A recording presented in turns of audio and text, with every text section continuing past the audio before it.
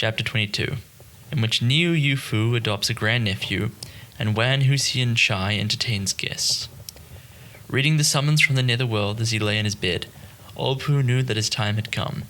He immediately called his two sons and their wives to his side to say a few last words to them and describe what he had just seen. "Dress me quickly in my funeral clothes," he said. "I'm going to my last rest." Pooh Cheng and Pooh Hsian wept as they hastily brought the burial clothes and put them on him. "I'm glad my old friend and I are on the same list," he muttered. "He is the first and I am the last. He has stolen a march on me, but I shall overtake him." Then a convulsion seized him. His two sons could not prevent him from falling back on his pillow, and they saw that he had breathed his last. All was ready for the funeral. The customary fasts and sacrifices were observed, the death announcement and the funeral rites carried out, and Niu Pooh helped to entertain the guests. Now Niu Pooh knew a few scholars who kept taking advantage of the prevailing confusion to push their way in uninvited. To begin with, the Pooh family enjoyed the novelty of their company, but they soon found it too much of a good thing, and, as tradesmen, lost patience with these bookworms with their foolish, highfalutin talk. Pooh Cheng and Pooh Hsian complained more than once. One day, when Niu Pooh went to the temple and unlocked the gate, he found a letter on the ground which had been pushed through a crack in the door. He picked it up and read, "My name is Tung Ying. When in the capital for the examination, I read your remarkable works in the house of my friend Feng Cho An, and I have been most eager to make your acquaintance. I called at your distinguished residence, but to my great regret found you out. Tomorrow morning I hope you will condescend to stay in for a short time so that I may receive your instruction." Niu Pooh realized that this man was looking for Niu Pooh Yi, but since it was clear from the letter that they had never met, he thought, "Why shouldn't I pass myself off as Niu Pooh Yi and see this Mr. Tung? He says he has taken the examination in the capital, so he must be a high official. I'll get him to meet me in my uncle's home to impress him." He promptly went inside and found a piece of paper. "Niu Pooh Yi is now staying with his relatives, the Pooh family," he wrote. "Callers are requested to go to the Pooh family rice shop in the street south of Floating Bridge." Having locked the door and pasted this note on the gate, he went home. "Tomorrow a Mr. Tung will be calling on me," he told the Pooh brothers. "He is going to be an official, so we must treat him with respect. I shall have to trouble you, first uncle, to clear up the sitting room tomorrow morning, and you, second uncle, to bring us 2 cups of tea. His visit will reflect credit on us all, so I hope you won't mind helping out." Delighted to hear that an official would be calling at their house, his uncle consented readily. The next day, Pooh Cheng got up early to sweep the sitting room floor and move the rice bins outside the window under the eaves. He set 6 chairs facing each other and told his wife to light a charcoal brazier and boil a kettle of tea. Then he found a tray, 2 cups, 2 spoons, and 4 nephilims, two of which he put in each cup. Thus everything was ready. About the time for the morning meal, a man in black appeared with a red card in his hand. "Does a Mr. Niu live here?" he asked all down the street. "The Honourable Mr. Tung is coming to see him." "He is here," said Pooh Cheng, then ran quickly with the visiting card. Niu Pooh went out to welcome the visitor, and from the sedan chair which stopped at the door descended the provincial graduate, Mr. Tung, wearing a gauze cap, a light blue silk gown with a round collar, and black shoes with white soles. He had a slight beard and clear complexion, and seemed to be in his 30s. When they had entered and bowed to each other, they sat down in their respective positions of guest and host. Mr. Tung was the first to speak. "I have long heard of your great name and read your excellent poetry," he said, "and I have been most eager to meet you. I imagined you as a venerable old scholar, and am amazed to find you so youthful. This increases my respect." "I am a rustic fellow who scribbles at random," replied Niu Pooh. "I blush to be honoured with such high praise from you and Mr. Feng Chao." "No, I am the one to feel honoured." Then Pooh Hsian brought in 2 cups of tea. Approaching from the upper end of the room, he handed 1 cup to Mr. Tung and the other to Niu Pooh, then planted himself bolt upright in the middle of the room. "My servant is a country bumpkin with no manners," Niu Pooh bowed to Mr. Tung. "I hope you will not despise us." Mr. Tung laughed. "A lofty character like yourself need not worry about such trifles," he replied. Pooh Hsian flushed right down his neck and scowled as he strode out with the tray. "Where are you going now, sir?" asked Niu Pooh. "I am to serve as a magistrate, and am on my way to Nanking to await my appointment. My luggage is still on board, But I was so eager to see you that I broke my journey to call you on. I broke my journey to call on you twice. Now that I have had the honor of this interview, I shall go on by boat tonight to Suchao. You have conferred high distinction on me by your visit, said Niupu, but I have not acted as host for even one day. Must you leave at once? We are friends in literature, said the other. Why should we worry about the usual etiquette? When my appointment is settled, I shall invite you to my yamen so that I can hear your instruction early and late. Having said this, he rose to go, and Niupu could not detain him. I shall come to your boat to see you off, said Niupu. Please do not trouble, said Mr. Tung. As soon as I board the boat it will start, and I shall not be able to entertain you. So they bowed and said goodbye to each other, and Niupu saw him out the door.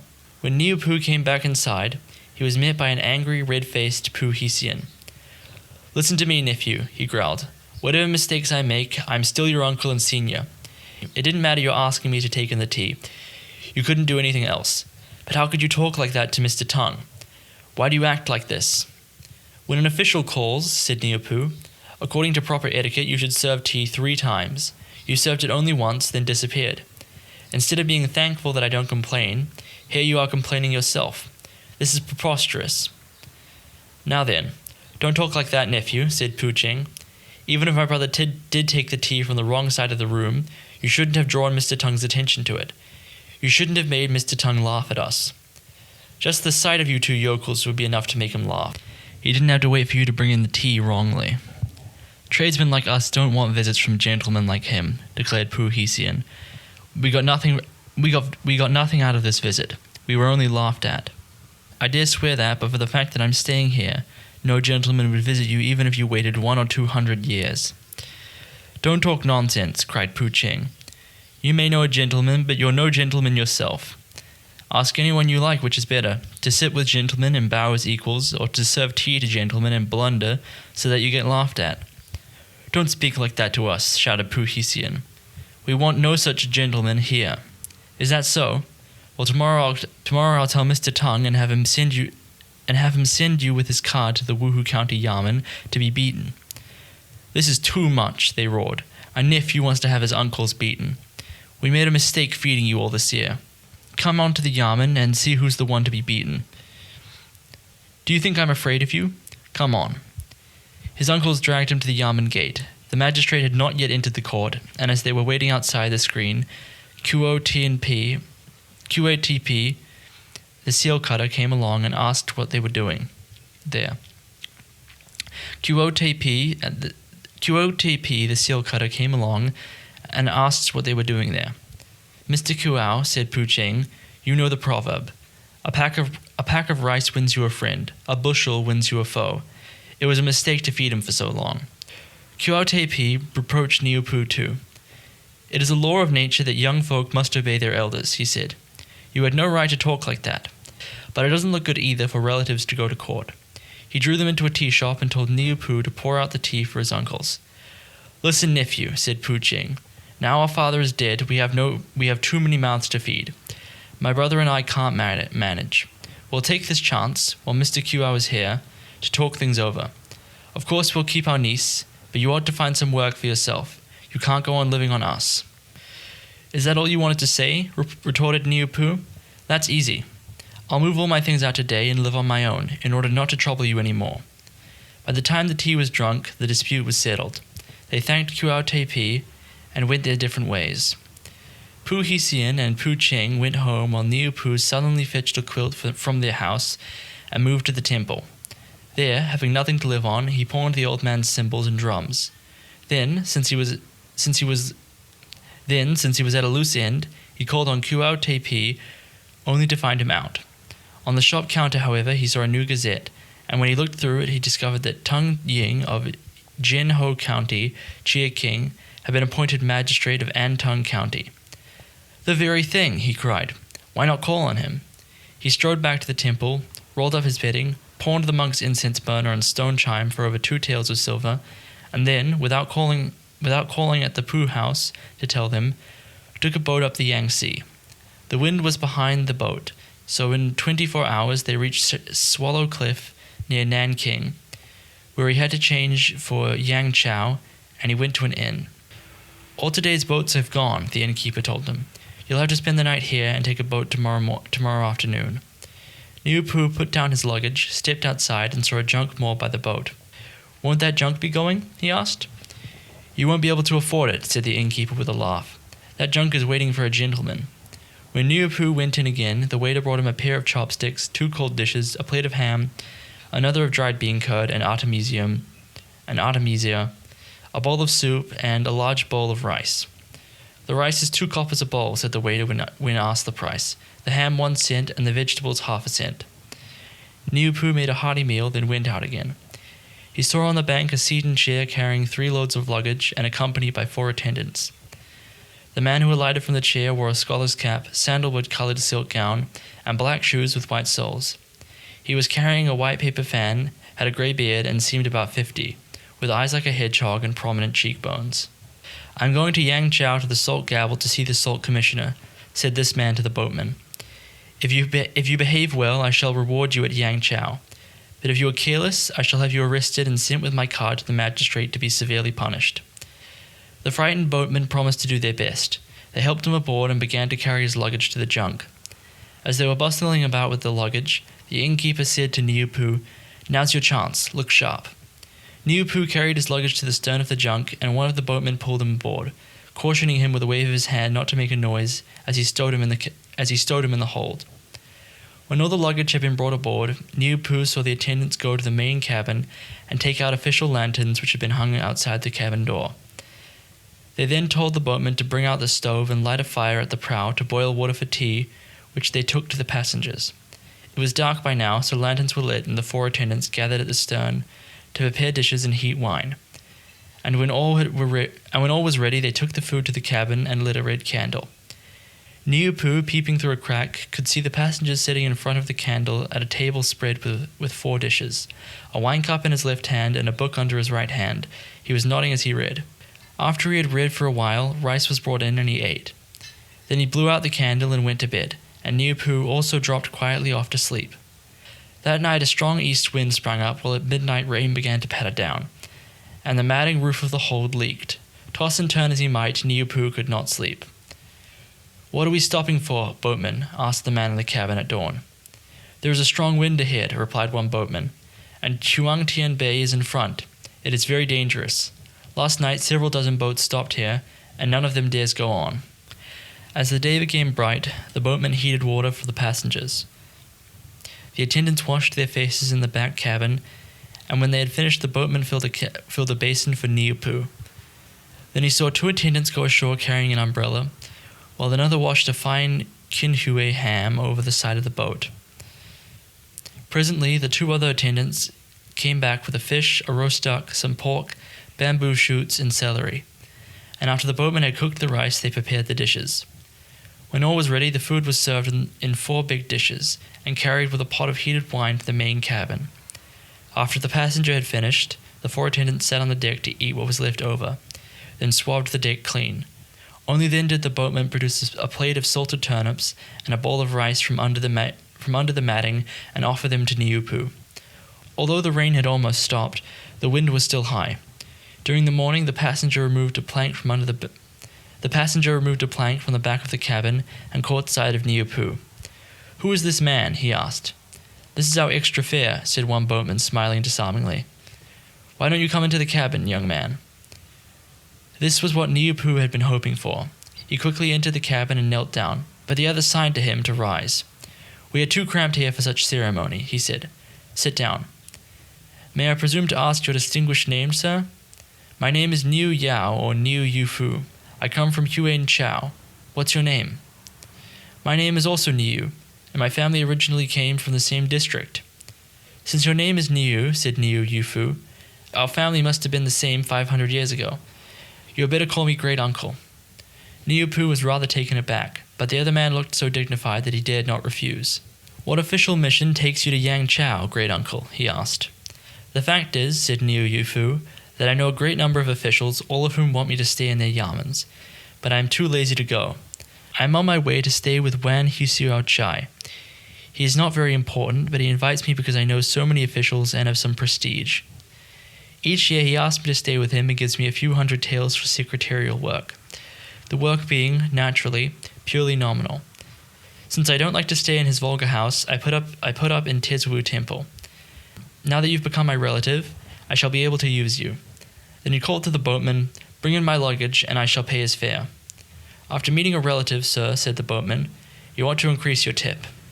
That evening, Niu Yufu shared his meal with Niu Pu in the main cabin, and that night the wind dropped and the weather cleared. By daybreak they reached Yicheng and moored by Yellow Mud Bank, and when Niu Yufu had got up and washed, he took Niu Pu ashore for a walk. "It is rather troublesome preparing meals on board," said Niu Yufu. "Grand Spectacle Tavern here serves very, very good vegetarian food. Let's have a meal there." Turning back to the boatman, he charged him, "Prepare your own meal. We are going to the Grand Spectacle Tavern. We shall come back soon, so there is no need to follow us." They walked to the restaurant and up the stairs. A man sitting there in a scholar's cap looked startled when he saw Niu Yufu.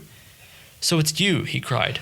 "Fancy meeting you here," exclaimed Niu Yufu. "Who is this?" asked the stranger when they had bowed to each other. "This is my grandnephew," Niu Yufu turned to Niu Pu. "Come here quickly to meet a gentleman who has been my sworn brother for 20 years, Mr. Wang Yian. We used to be colleagues in the same yamen." Niu Pu bowed to him, then they sat down. The waiter brought them rice, a bowl of fried wheat gluten, and a bowl of bean curd, and the three of them started to eat. "We haven't met since that year when we said goodbye to Mr. Chi's yamen," said Niu Yufu. Which Mr. Chi was that?" "The general commandment of the capital." "We certainly can't complain about the way Mr. Chi treated us." As they were talking, two scholars in square caps walked up the stairs. The one in front was wearing a yellow silk gown, the front of which was stained with grease, and the one behind a black gown with tattered sleeves. "Isn't that Wang Yian?" said the scholar in yellow. "That pimp from the brothel in Fing Family Lane." "It is," agreed the scholar in black. "How dare he strut about in a scholar's cap?" He walked over, tore off Wang's cap, and gave him a resounding slap on the face. Wang groveled on the ground, kowtowing as fast as a pistol pounding onions. But that only made the two scholars more angry than ever. And when Niu Yufu spoke up for Wang, they spat at him. "A scholar to share a meal with a panda," they said. "It might be excusable if you didn't know who he was, but to plead for him now that you know is unforgivable. Get out of here before we make things hot for you." When Niu Yufu saw that nothing could be done, he nudged Niu Pu, hurried downstairs to pay the bill, and went quickly back to the junk. The two scholars gave the panda a thorough beating, even though the restaurant owner intervened and made Wang Yian apologize. They could not stop but threatened to take him to the yamen. Only when Wang in desperation produced 3 taels and 70 cents of silver and gave this to them did they let him go. Niu Yufu and Niu Pu boarded the boat and sailed to Yangchao, stopping at Sizwu Temple, where the priest came out to welcome them. When they had settled their luggage, they went to bed. The next morning, Niu Yufu produced an old scholar's cap and a blue silk gown and gave them to Niu Pu. "Today we must call on our host, Wan Husian Chai," he said. "You had better wear this cap and gown." They hired 2 seated chairs and ordered 2 servants to follow them, one of them with a bundle. By the river they came to a tall gatehouse where 7 or 8 clerks were sitting talking to a wet nurse. They alighted here and went in. "So Mr. Niu is back," said the clerks, all of whom seemed to know Niu Yufu. "Please sit in the library, sir." Passing through an arch with tigers carved on its base and a courtyard paved with polished bricks, they reached a hall in the middle of which hung a great placard with the inscription, "Hall of Contemplation," written in gilt characters by the Salt Commissioner, He Sun Mei. This was flanked by a couplet in gilt calligraphy. "Study is good, farming is good. To want to make good is excellent. To build up an estate is hard. To maintain it is also hard. But if you know this, they cease to be difficult." In the center hung a painting by Niu Yun Lang, and on the desk stood a great block of unpolished jade.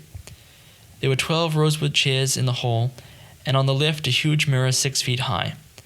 They passed behind this mirror through a double door to a courtyard inlaid with pebbles, and walked along a corridor with vermilion railings, skirting the lake to a hall with 3 rooms divided by bamboo curtains, where there were 2 young servants on duty.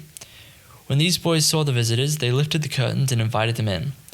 The furniture here was all of highly polished Nanmu wood, and on the white scroll in the middle of the hall was written in black characters, "Cultivate flowers and compose poetry." Sitting down, they drank tea until their host, Wan Husian Chai, walked in dressed in a scholar's cap, a pale yellow silk gown, and crimson shoes. In his hand was a gilt fan. Wan bowed to Niu Yufu, who called Niu Pu over. "This is my grandnephew," he said. "Come and pay your respects to this gentleman." Then they sat down, Niu Pu in the lowest seat. "What detained you so long in Nanking, my friend?" asked Wan Husian Chai when fresh tea was served. "The trouble is that I am too well known," replied Niu Yufu. "As soon as I put up in the Temple of Imperial Favor in Nanking, the crowd started coming, with paper, fans, and albums, all wanting some calligraphy or poems from me. And men who had been given subjects and allotted rhymes for poems came to ask for my advice too. I hadn't a moment to myself. Then, just as I had shaken them off, the second son of Duke Hisu learned somehow or other of my arrival and sent one batch of retainers after another to invite me over. Since his attendants all belonged to the 5th rank of officers of the Imperial Guard, and they called several times, I had to go and stay with him for a few days. He wouldn't hear of my leaving either. It was only when I said that you required my presence urgently, sir, that I managed to get away. The Duke's son is another admirer of your poems. He has annotated them himself." Saying this, he took 2 volumes of poems from his sleeve and presented them to Wan Husian Chai. "I have never met your grandnephew before," said Wan. "How old is he, and what is his literary name?" Since Niu Pu was too dazzled to speak, Niu Yufu answered for him. "He is only 20 and still too young for a literary name." Wan Husian Chai was about to read the poems when a servant darted in. "Dr. Sung has arrived," he announced. Wan Husian Chai stood up. "I ought to keep you company," he said, "but my 7th concubine is ill, and I have asked Dr. Sung to have a look at her. I must go to discuss the case with him, so please excuse me for the time being. Make yourselves at home here, and after dinner please stay for the evening." Saying this, he left them. The servants brought in 4 cold dishes and 2 sets of bowls and chopsticks, and moved a table out for the meal. "They are only just setting the table now," said Niu Yufu. "It would be some time before the food was ready. Let us look around. There are some pleasant rooms over there that you should see." He led Niu Pu across a bridge and along the lake. In the distance he could see a multitude of pavilions, some high and some low. The willow-bordered path by the lake was so narrow that Niu Yufu had to turn his head as he walked to ask Niu Pu Yu, "Why didn't you answer our host when he spoke to you just now?" Staring at Niu Yufu's face, Niu Pu lost his footing and fell into the lake. Niu Yufu hurried to his rescue, and fortunately there was a willow there to hold on to, so he was able to drag him out. The young man's shoes and stockings were soaked, however, and half his gown was wet. Niu Yufu was most annoyed. "You obviously don't know how to behave in public," he said sternly. Then he called the servants to fetch a gown from his bundle for Niu Pu to change into, and sent him back first. But to know what followed, you must read the next chapter.